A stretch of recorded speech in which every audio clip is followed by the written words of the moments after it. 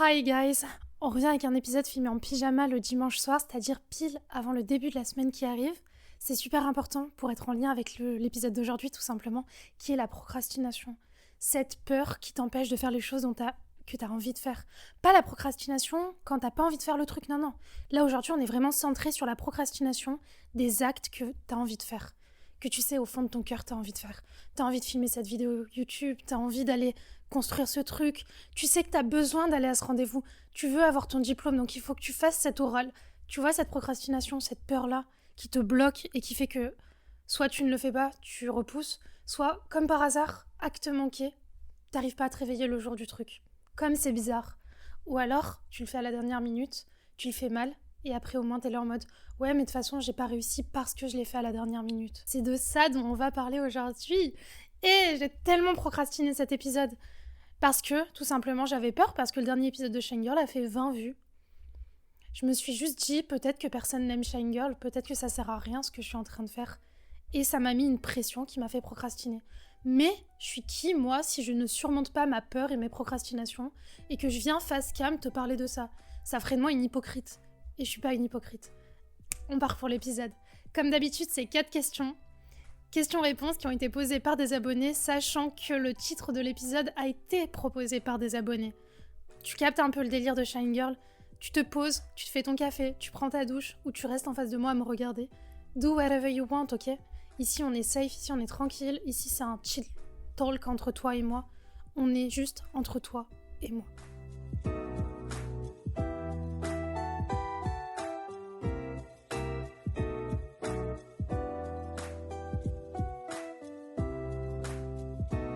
Let's go. Le poids caché. Attends, mais si tu te demandes ce que c'est, je vais te poser la question. Question numéro 1. Et si derrière chaque, je le ferai plus tard? Il n'y avait pas juste de la paresse, mais une peur silencieuse. Procrastiner, c'est pas juste fuir la tâche.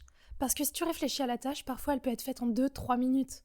Procrastiner, c'est fuir l'émotion que la tâche va réveiller en toi. L'émotion qui va se cacher derrière la tâche. L'émotion qui est désagréable. Ce sentiment de pas être assez bien, d'être nul. Mais pourquoi? Mais est-ce que je suis capable de faire les choses? Mais non, mais de toute façon, je sais pas si je peux le faire, ça m'a l'air trop compliqué. Non, mais je sais même pas où trouver la réponse au truc, là. Ah, l'angoisse! C'est ça que tu fuis. C'est pas la tâche en elle-même.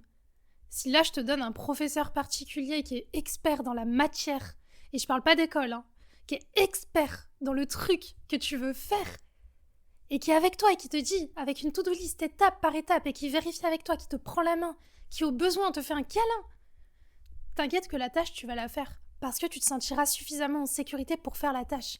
Ce qui est important dans cette question, c'est surtout de remarquer que t'as peur de faire les choses parce que t'as peur.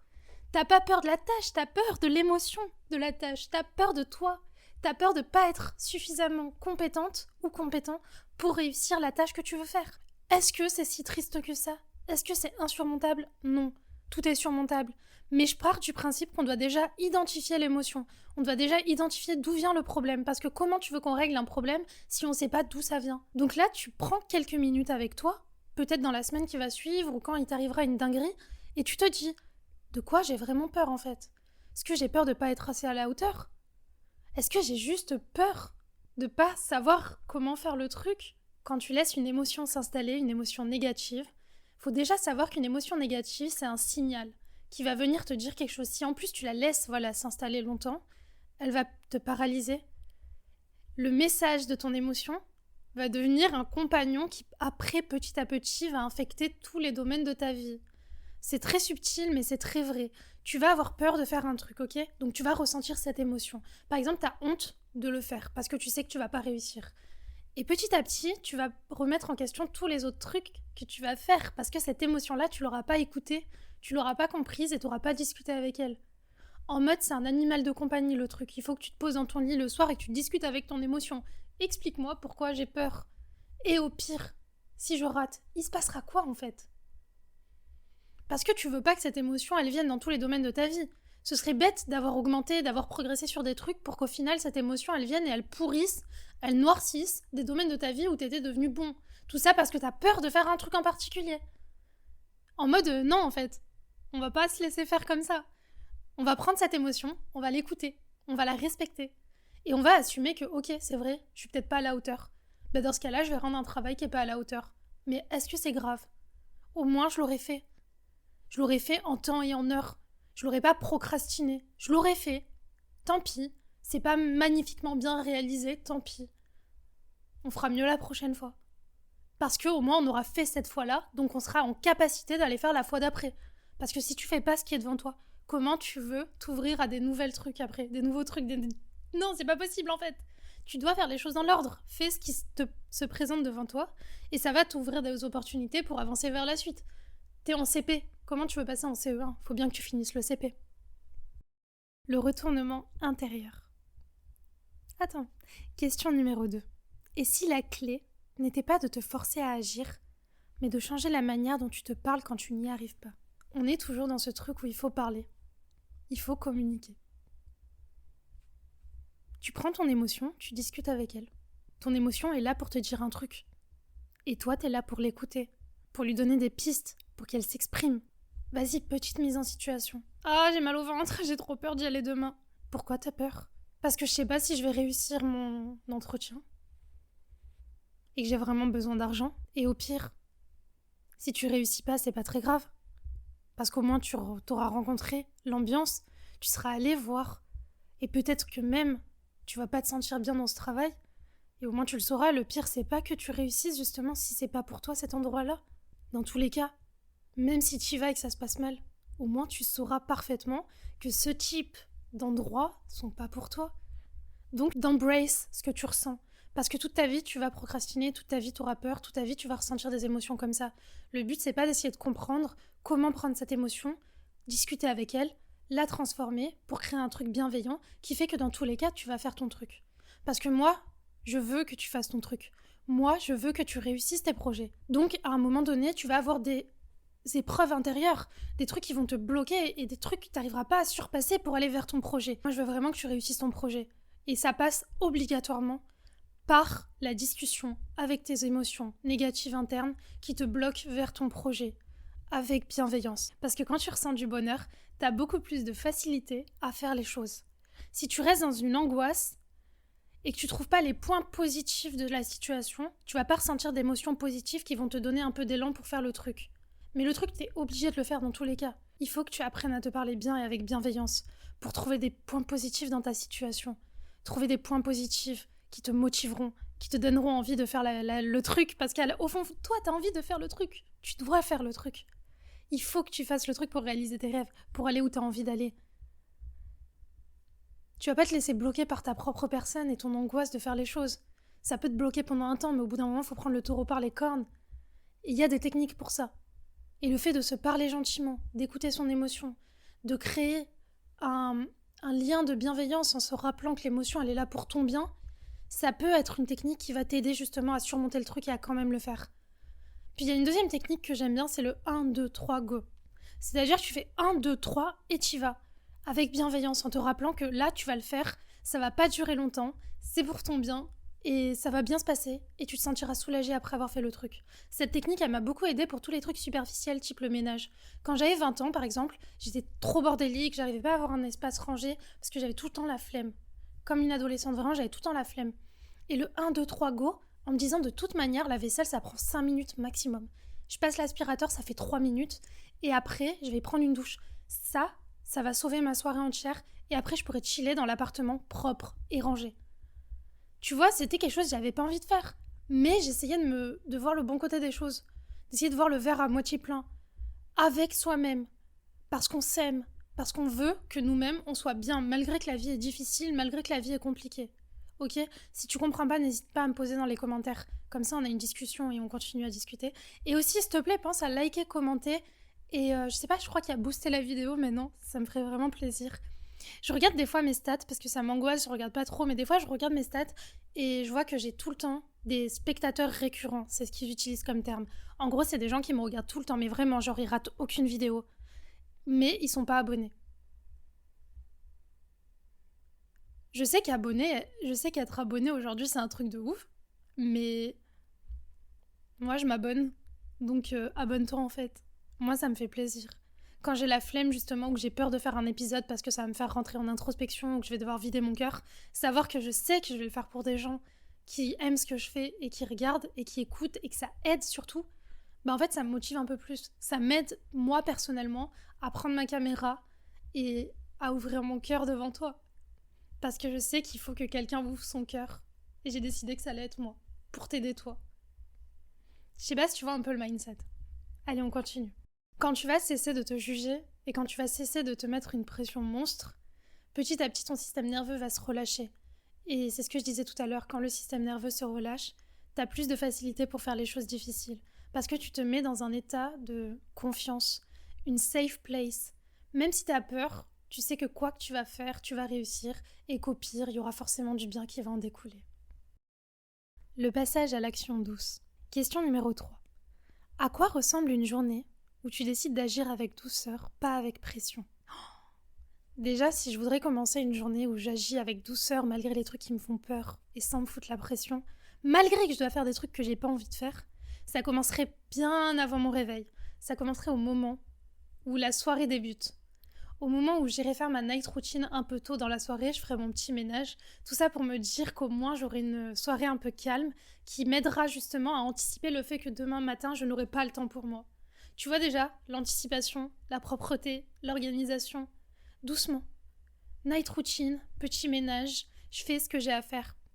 Je me pose, et pour pas faire du revenge sleep, c'est-à-dire, tu sais, quand t'as pas envie de te lever le matin, donc tu procrastines pendant la nuit et tu te couches super tard, tu t'auto-sabotes ton réveil, ben là, en fait, ça te laisserait plus de temps dans la soirée pour justement faire les trucs que t'as besoin de faire sans te stresser.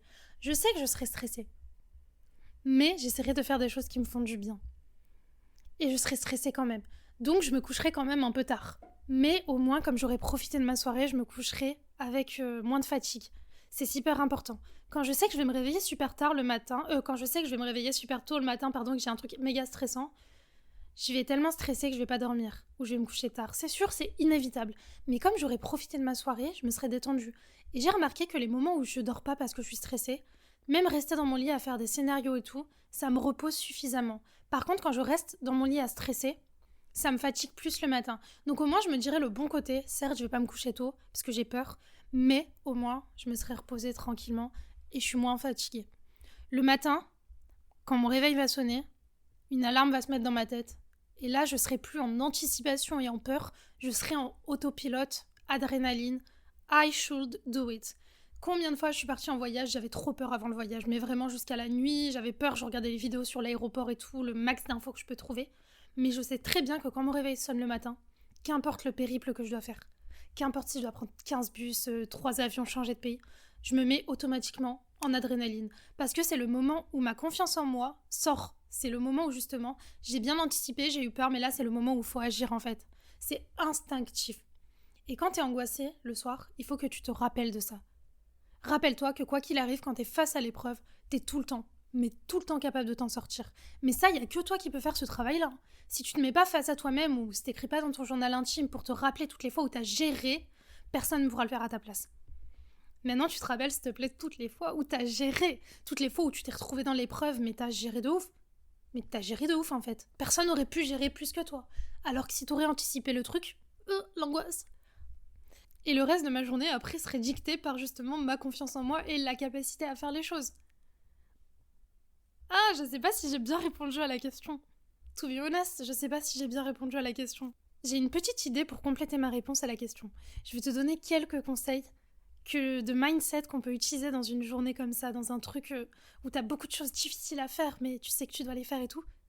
Des mindsets, je sais pas si c'est des mindsets, mais tu sais, des mantras. On va plutôt dire des mantras. Par exemple, vaut mieux que ce soit mal fait plutôt que pas fait. Vaut mieux faire les choses doucement que pas les faire. Je suis capable de le faire. Vaut mieux faire un peu aujourd'hui que rien faire. Au moins, je me suis montrée, au moins, je suis venue, même si c'était pas parfait. Tu vois, ce genre de truc de pensée, il faut que ça devienne un automatisme dans ta tête. Il faut que ça devienne vraiment un automatisme. Parce que des fois, on compte trop sur nos émotions. Hein. Tout le temps, les gens, ils parlent de... Tout le temps, les gens, ils disent qu'en gros, au début, t'as la motivation, et ce qui te fait tenir après, c'est la discipline. Mais la discipline, ça m'a l'air un peu trop rude. Des fois, la discipline, ça veut pas non plus, c'est pas assez fort, tu vois. Il faut des fois que t'aies un prof dans ta tête de mantra que t'as appris par cœur. Comme le 1, 2, 3, go. Je sais que ça va le faire. Ou, quoi qu'il arrive, je sais que je vais trouver une solution sur le moment donné. Ou, je sais qu'il vaut mieux faire quelque chose mal que pas le faire du tout. Ou alors, un truc aussi, la motivation vient en faisant. Je sais que j'ai la flemme de le faire maintenant, mais quand je vais être dans ma session de révision, imaginons, je sais que je vais slay, je peux le faire pendant 3 heures après, parce que par expérience, je sais que ça s'est déjà passé comme ça par le passé. T'apprends ces mantras par cœur. Et dans ces moments où t'as pas envie, que t'arrives pas à faire preuve de discipline, autopilote en fait. Tu te... Aïe, c'est des balles, je me suis fait mal. Tu te motives toi-même. Tu peux y arriver, ok? You can do it. Mais il faut que t'apprennes à te connaître. Et il faut que t'apprennes à te faire confiance. La transformation durable. Question numéro 4 et dernière question. Que deviendrait ta vie si tu faisais équipe avec toi, au lieu de lutter contre toi? Le combat contre soi-même, c'est le pire combat. C'est le plus facile, mais en même temps, c'est le plus difficile. Tu vois, la version de toi qui veut détruire ta vie, elle tape dans des endroits les plus subtils, des endroits que toi seul connais, donc ça peut être ton pire ennemi. Mais les moments où la version de toi a envie de t'aider, ça devient ton meilleur ami. C'est un combat difficile. Tu vois, quand t'es en combat avec quelqu'un d'autre, t'as plein d'options. Tu prends tes distances, t'arrêtes de lui parler, tu la sors de tes pensées, tu fais du mieux que tu peux, tu vois, t'essaies de trouver des trucs. Parce que c'est une autre personne. Mais le combat avec toi-même, c'est le pire. T'es tout le temps avec toi-même. C'est pour ça que c'est super important de créer une bonne relation avec soi-même. Et de transformer, par exemple, la productivité en acte d'amour. Au lieu de se dire, il faut que je fasse les choses, il faut, parce qu'il faut que je veux, parce que je sais que je mérite. Je sais que je me sentirai bien quand j'aurai fait les trucs. Tu vois, c'est des petits switches de mental qui seront pas tout le temps... C'est pas tout le temps réussir. Hein. C'est pas tout le temps... Oh, Daïm, j'arrive plus à parler. C'est pas tout le temps facile de les réussir. Mais quand t'as compris comment ça fonctionne et que t'es capable de les faire de temps en temps, de trouver des hacks en fait, pas de tromper ton cerveau, c'est pas bien, mais juste de trouver des hacks de manière de voir les choses pour transformer des choses chiantes en positif pour toi, ça va grave te faciliter la vie parce que tu auras beaucoup plus d'énergie pour faire les trucs chiants justement et essayer d'upgrade ta vie, prendre des risques, créer des business parce que tu sais qu'au fond de toi-même, quand t'es seul avec toi-même et que t'es face aux difficultés, t'es tout à fait capable de soit te comprendre, d'écouter ton émotion, de la surmonter, de trouver des hacks pour te motiver quand t'as pas envie, et c'est comme ça que tu réussis. Faut prendre aussi en compte que quand tu vas travailler avec toi, tu vas déjà faire plus que 90% des gens. Non, j'abuse là, non, je force. On va dire que tu vas faire plus que 70% des gens. Faut prendre vraiment en considération, hein. On n'a pas l'habitude d'avoir ce type de conversation avec les gens. Mais quand tu grattes un peu sous la personnalité de la personne, tu te rends compte qu'au moins 70% des gens ne s'aiment pas suffisamment. Que leur pire ennemi, c'est eux-mêmes. Qu'ils font pas ce qu'ils ont envie de faire dans la vie par peur, par blocage, par plein de petits trucs qui vont te dire oui, j'ai un manque d'ambition. Mais c'est pas vraiment un manque d'ambition quand tu grattes, c'est qu'ils ont peur.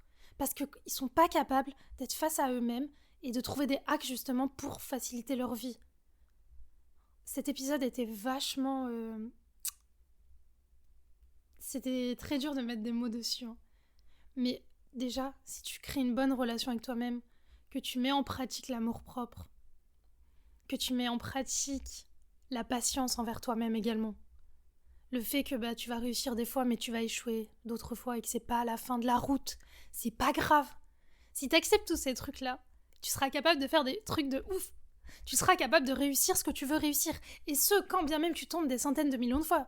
Qu'est-ce qu'on s'en fiche? Ce qui est important, c'est qu'à terme, si t'as appris à chaque fois et que t'as continué, tu sais, à développer des compétences positives, de l'amour-propre, de la motivation, en fait, sur le long terme, quand on va regarder sur l'échelle de ta vie tout ce que tu auras accompli, tu seras plus haut que les autres. Et là, on parle pas d'argent.